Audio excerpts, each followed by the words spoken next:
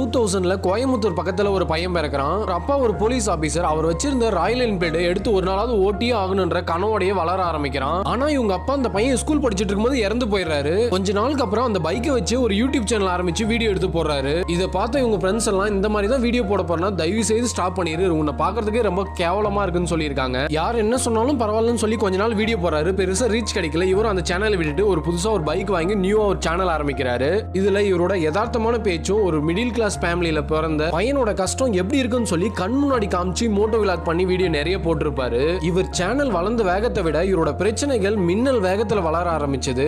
ஆனா எவ்வளவுதான் பிரச்சனை வந்தாலும் மாவீரன் மாதிரி அடிச்சு உதைச்சு யாரோட உதவியும் இல்லாம தன்னோட கடின உழைப்பால் மட்டும் இன்னைக்கு மஞ்சள் வீரன்ற ஒரு படத்துல ஹீரோவா நடிக்கிற அளவுக்கு வளர்ந்து நிக்கிற அன்னைக்கு உன்னெல்லாம் பார்க்கவே கேவலமா இருக்குன்னு சொன்ன அந்த பையன் தான் இன்னைக்கு டிடிஎஃப் வாசனா உயர்ந்து நிக்கிறாரு. இவரை பிடிக்கணும் டிடிஎஃப்னு கமெண்ட் பண்ணுங்க, பார்க்கலாம் 1 lakh கமெண்ட் வருதான்னு.